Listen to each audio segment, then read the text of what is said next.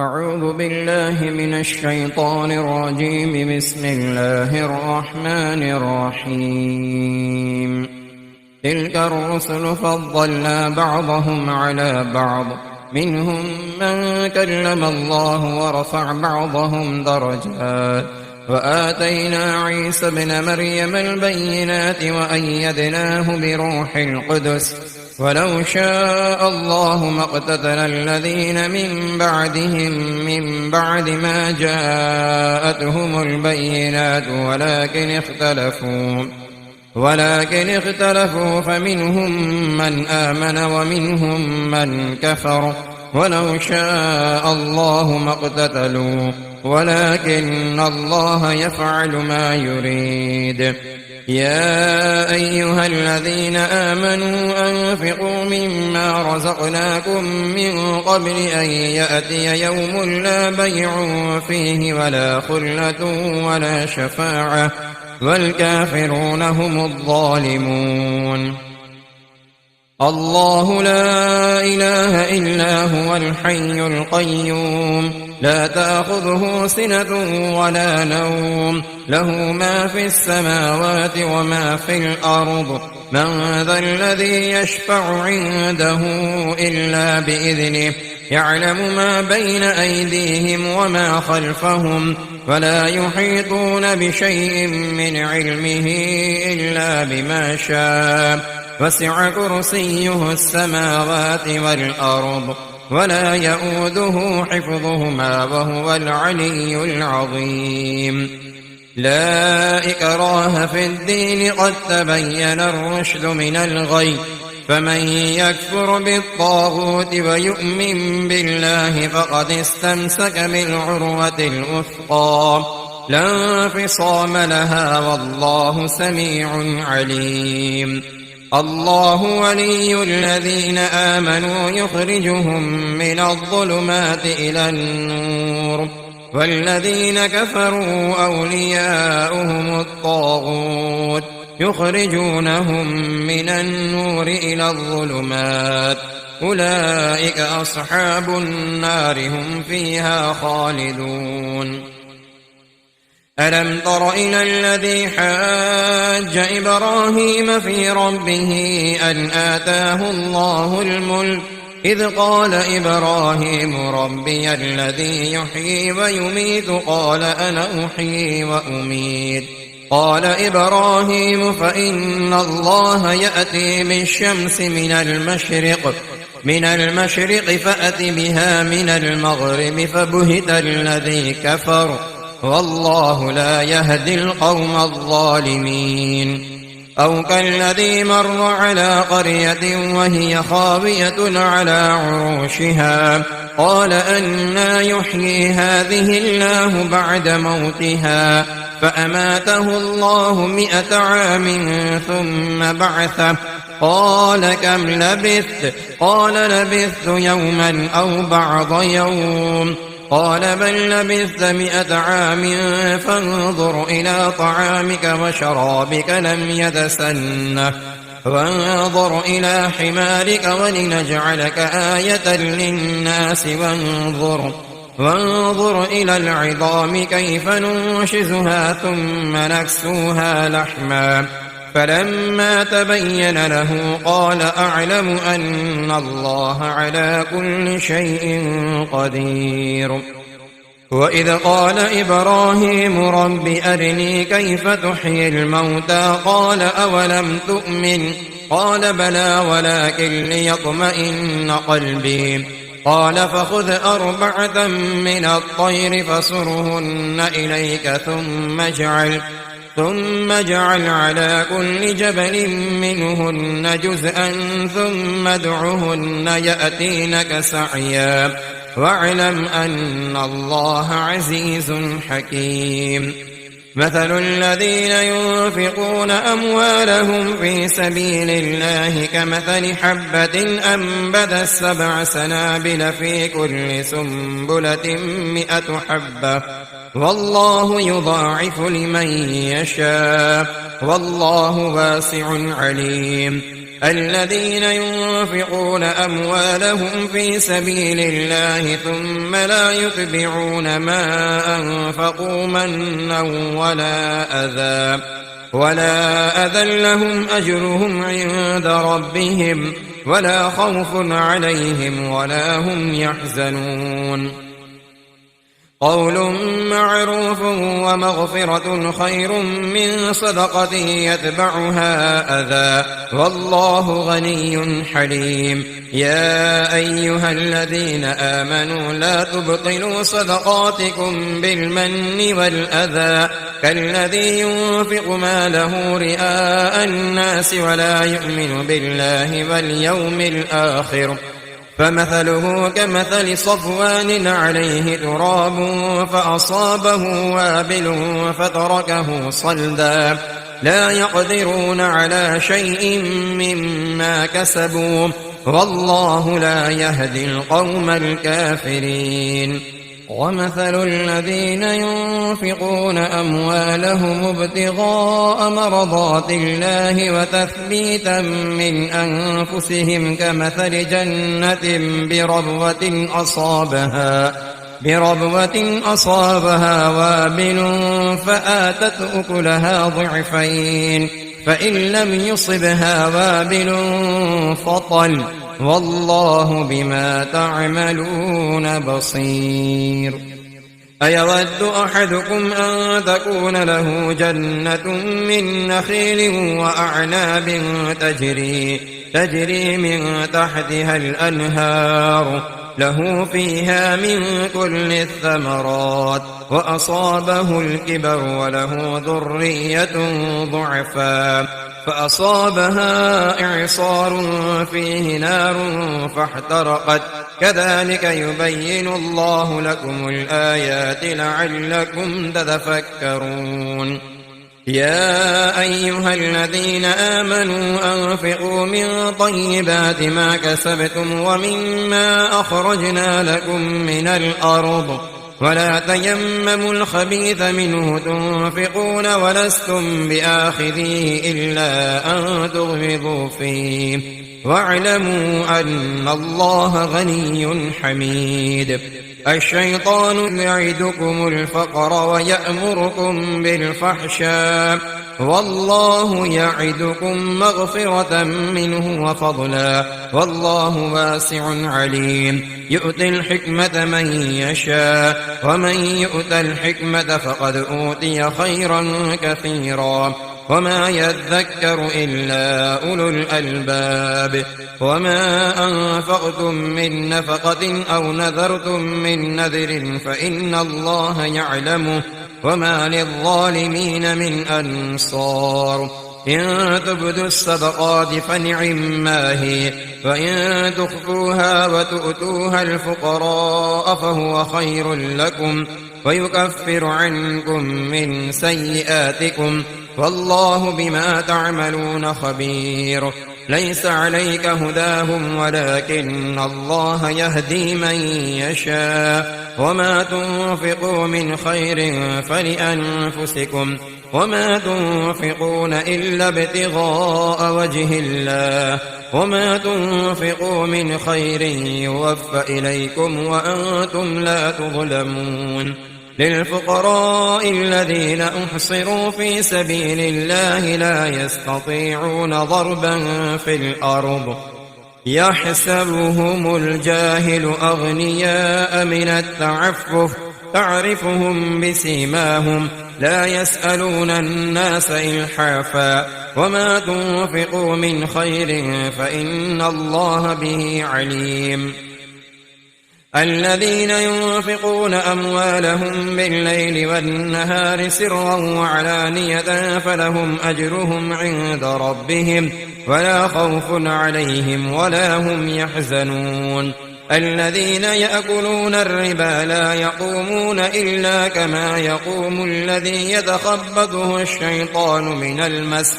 ذلك بأنهم قالوا إنما البيع مثل الربا وأحل الله البيع وحرم الربا فمن جاءه موعظة من ربه فانتهى فله ما سلف وأمره إلى الله، ومن عاد فأولئك أصحاب النار هم فيها خالدون.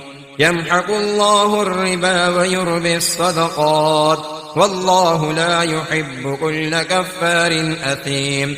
إن الذين آمنوا وعملوا الصالحات وأقاموا الصلاة وآتوا الزكاة لهم أجرهم عند ربهم ولا خوف عليهم ولا هم يحزنون. يا أيها الذين آمنوا اتقوا الله وذروا ما بقي من الربا إن كنتم مؤمنين، فإن لم تفعلوا فأذنوا بحرب من الله ورسوله، وإن تبتم فلكم رؤوس أموالكم لا تظلمون ولا تظلمون. وإن كان ذو عسرة فنظرة إلى ميسرة، وأن تصدقوا خير لكم إن كنتم تعلمون. واتقوا يوما ترجعون فيه إلى الله ثم توفى كل نفس ما كسبت وهم لا يظلمون. يا أيها الذين آمنوا إذا تداينتم بدين إلى أجل مسمى فاكتبوه، وليكتب بينكم كاتب بالعدل، ولا يأب كاتب أن يكتب كما علمه الله فليكتب، وليملل الذي عليه الحق وليتق الله ربه ولا يبخس منه شيئا. فإن كان الذي عليه الحق سفيها أو ضعيفا أو لا يستطيع أن يمله فليملل وليه بالعدل، واستشهدوا شهيدين من رجالكم، فإن لم يكونا رجلين فرجل وامرأتان ممن ترضون من الشهداء أن تضل إحداهما فتذكر إحداهما الأخرى.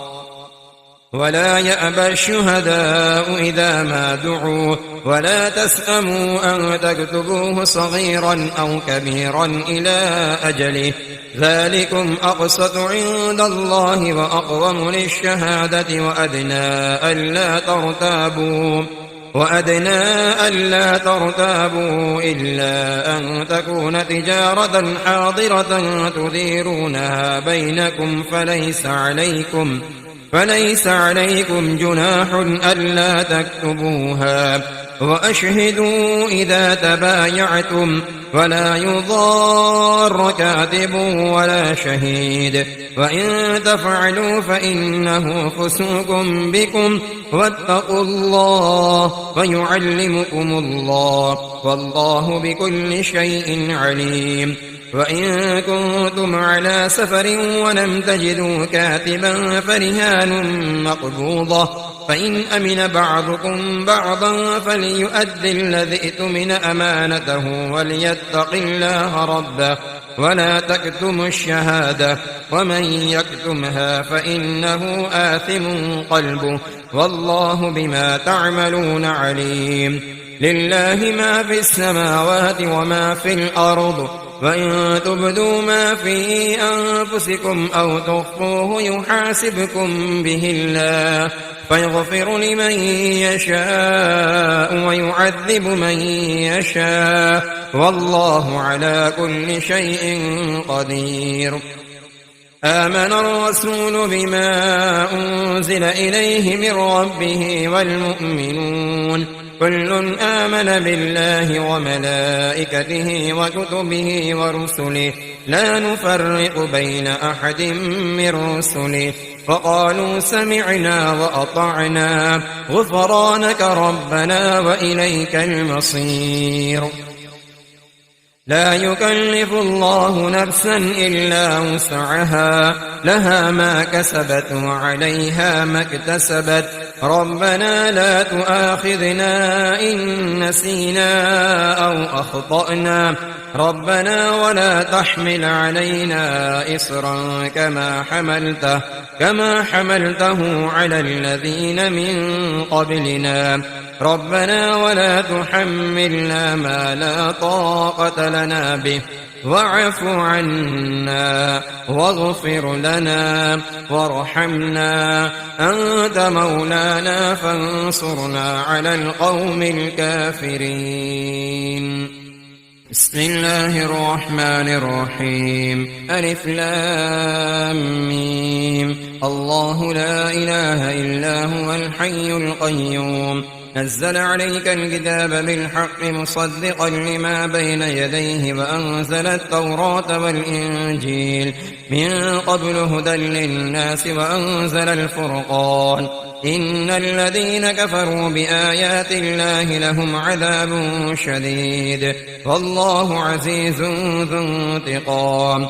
إن الله لا يخفى عليه شيء في الأرض ولا في السماء هو الذي يصوركم في الأرحام كيف يشاء لا إله إلا هو العزيز الحكيم. هو الذي أنزل عليك الكتاب منه آيات محكمات هن أم الكتاب وأخر متشابهات فأما الذين في قلوبهم زيغ فيتبعون ما تشابه منه ابتغاء الفتنة وابتغاء تأويله وما يعلم تأويله إلا الله والراسخون في العلم يقولون آمنا به كل من عند ربنا وما يذكر إلا أولو الألباب.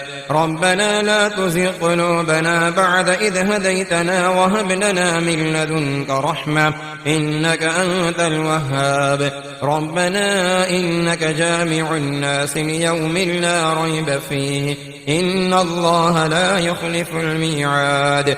إن الذين كفروا لن تغني عنهم أموالهم ولا أولادهم من الله شيئا وأولئك هم وقود النار.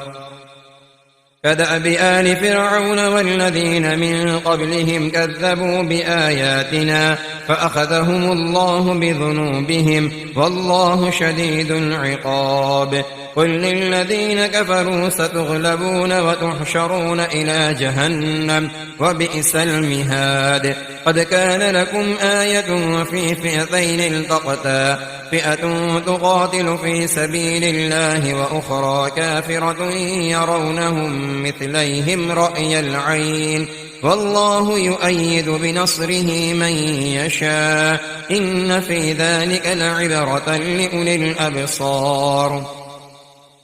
زين للناس حب الشهوات من النساء والبنين والقناطير المقنطرة من الذهب والفضة والخيل المسومة والأنعام والحرث ذلك متاع الحياة الدنيا والله عنده حسن المآب.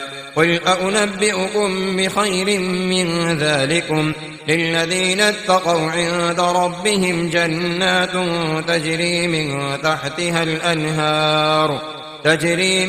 تحتها الأنهار خالدين فيها وأزواج مطهرة ورضوان من الله والله بصير بالعباد. الذين يقولون ربنا إننا آمنا فاغفر لنا ذنوبنا وقنا عذاب النار.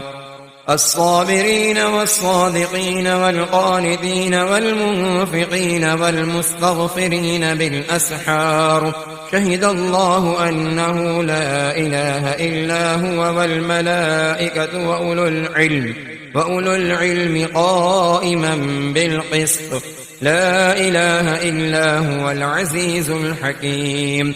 إن الدين عند الله الإسلام وما اختلف الذين أوتوا الكتاب إلا من بعد ما جاءهم العلم بغيا بينهم ومن يكفر بآيات الله فإن الله سريع الحساب.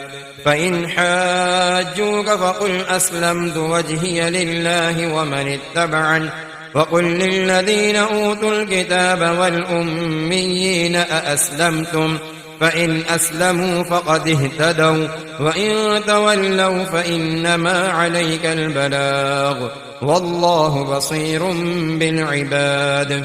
إن الذين يكفرون بآيات الله ويقتلون النبيين بغير حق ويقتلون الذين يأمرون بالقسط من الناس فبشرهم بعذاب أليم. أولئك الذين حبطت أعمالهم في الدنيا والآخرة وما لهم من ناصرين.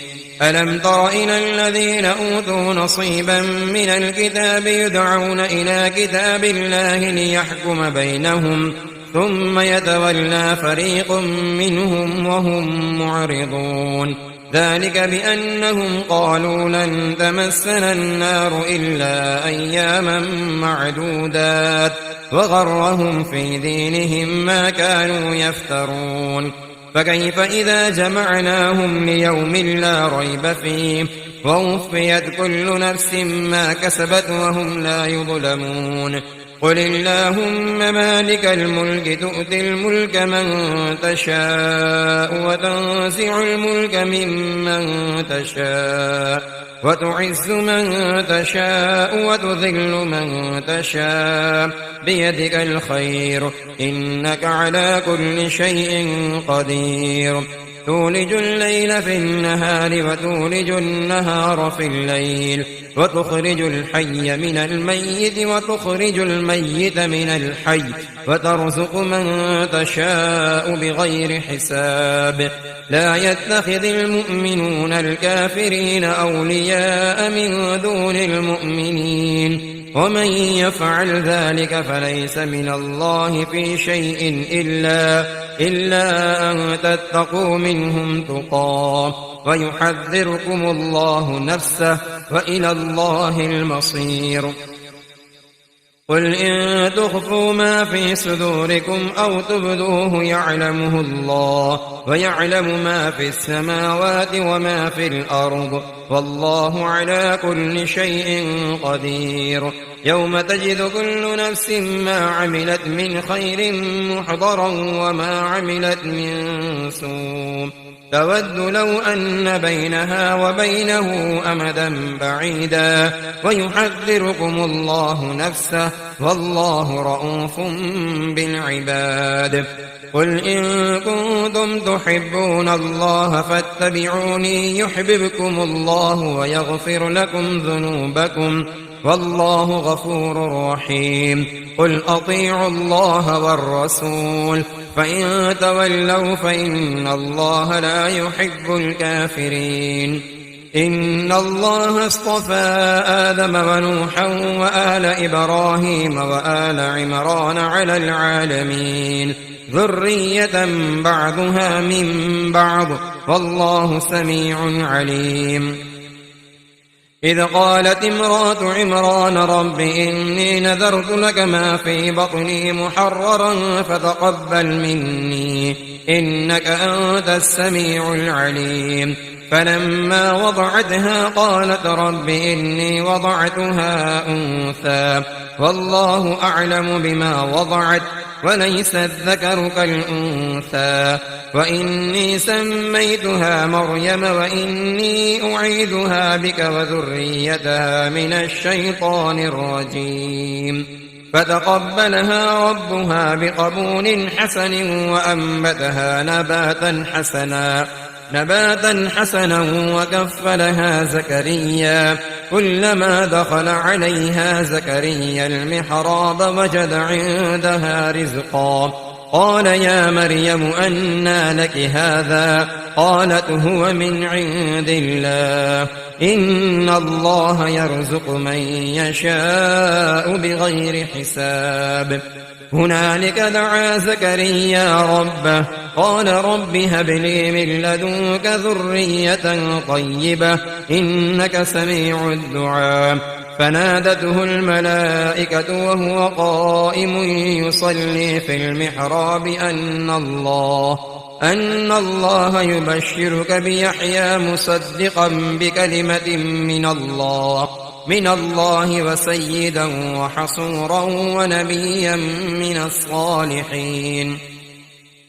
قال رب أنى يكون لي غلام وقد بلغني الكبر وامرأتي عاقر قال كذلك الله يفعل ما يشاء. قال رب اجعل لي آية قال آيتك ألا تكلم الناس 3 أيام إلا رمزا واذكر ربك كثيرا وسبح بالعشي والإبكار.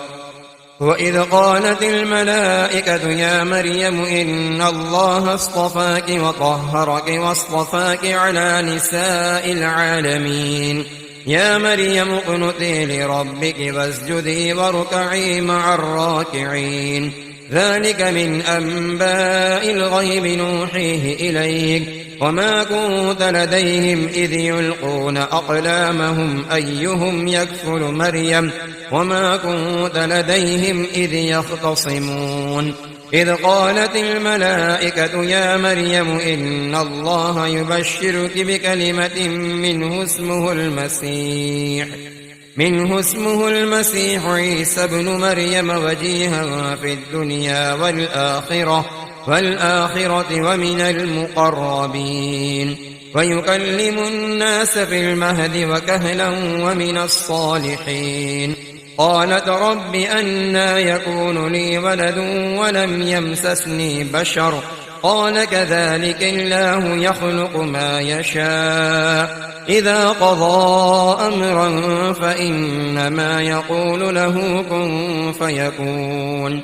ويعلمه الكتاب والحكمة والتوراة والإنجيل ورسولا إلى بني إسرائيل أني قد جئتكم بآية من ربكم أني أخلق لكم من الطين كهيئة الطير فأنفخ فيه فيكون طيرا بإذن الله وأبرئ الأكمه والأبرص وأحيي الموتى بإذن الله وأنبئكم بما تأكلون وما تدخرون في بيوتكم إن في ذلك لآية لكم إن كنتم مؤمنين. ومصدقا لما بين يدي من التوراة ولأحل لكم بعض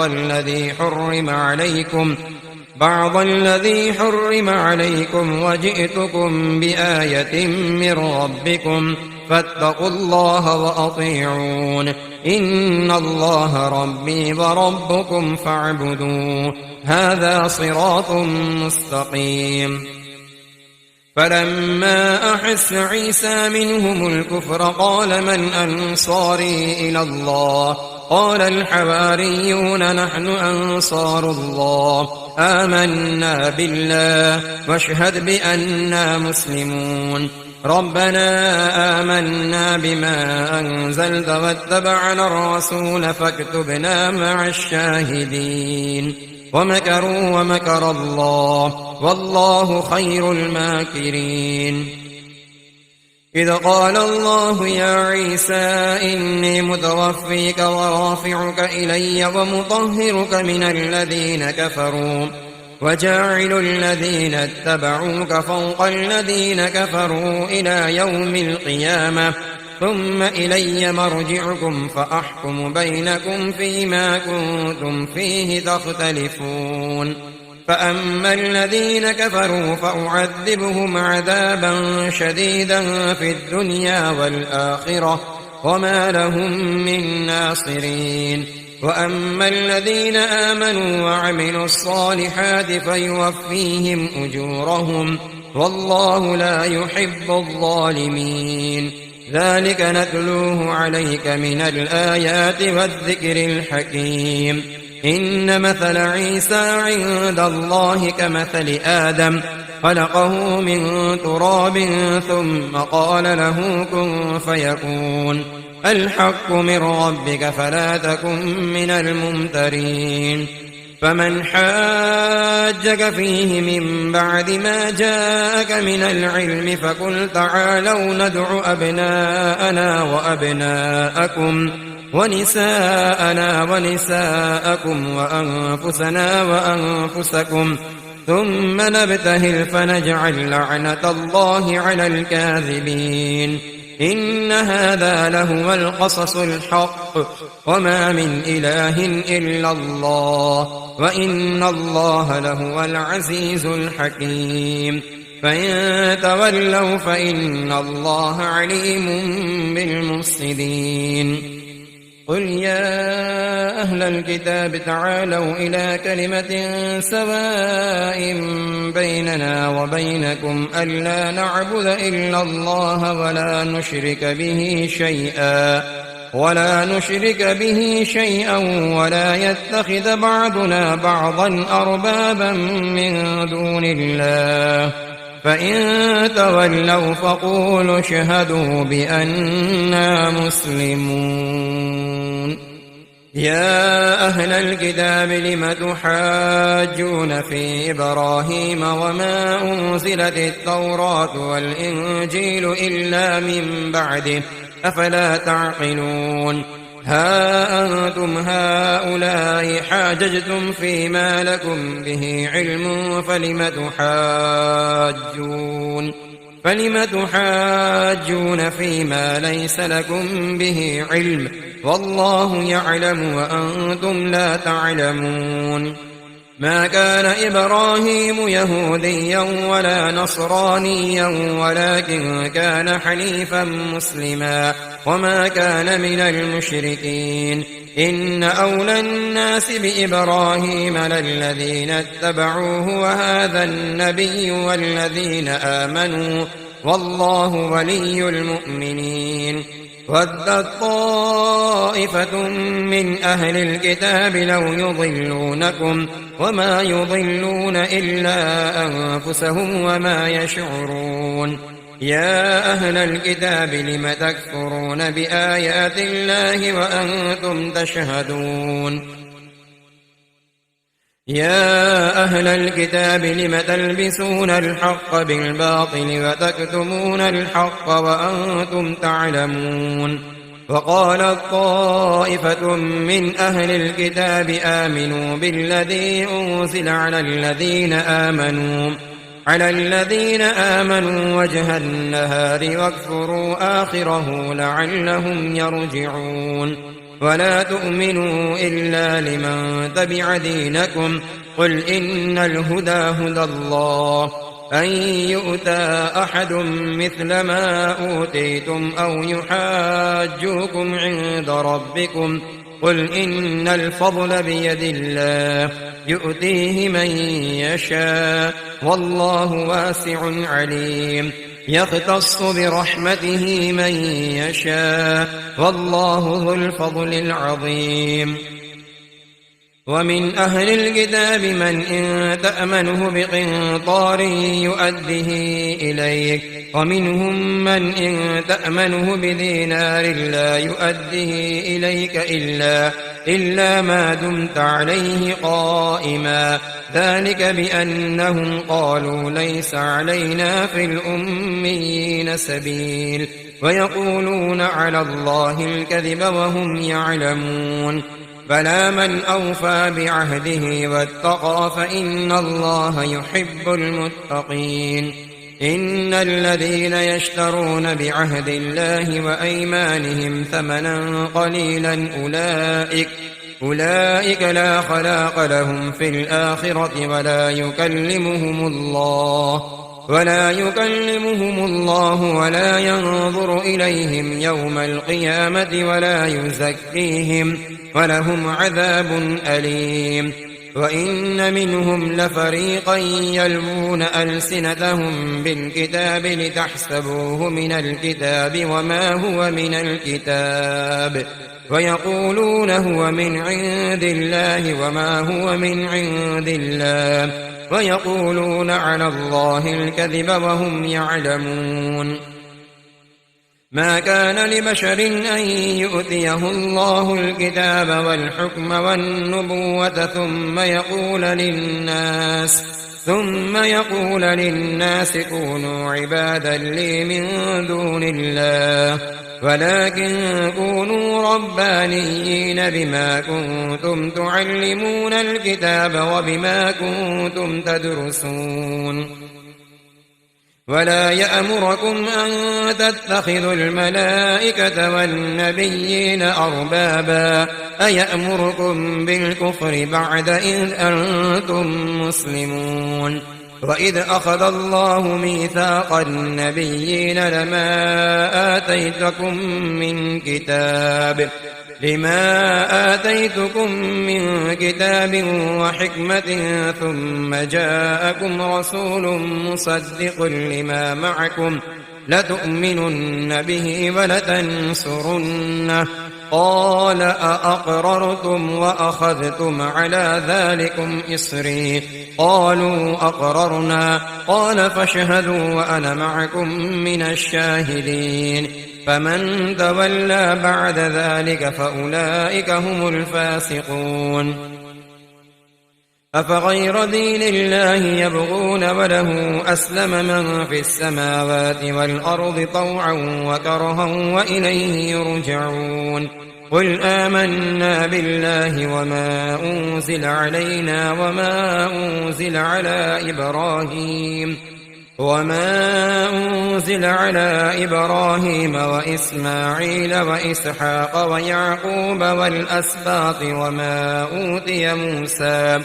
وما أوتي موسى وعيسى والنبيون من ربهم لا نفرق بين أحد منهم ونحن له مسلمون ومن يبتغ غير الإسلام دينا فلن يقبل منه فهو في الآخرة من الخاسرين كيف يهدي الله قوما كفروا بعد إيمانهم وشهدوا أن الرسول حق وجاءهم البينات والله لا يهدي القوم الظالمين أولئك جزاؤهم أن عليهم لعنة الله والملائكة والناس أجمعين خالدين فيها لا يخفف عنهم العذاب ولا هم ينظرون إلا الذين تابوا من بعد ذلك وأصلحوا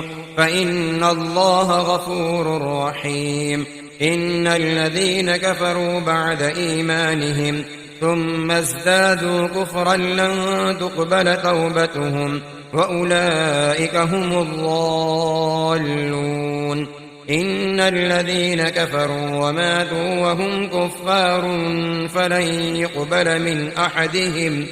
فلن يقبل من أحدهم ملء الأرض ذهبا ولو افتدى به أولئك لهم عذاب أليم وما لهم من ناصرين.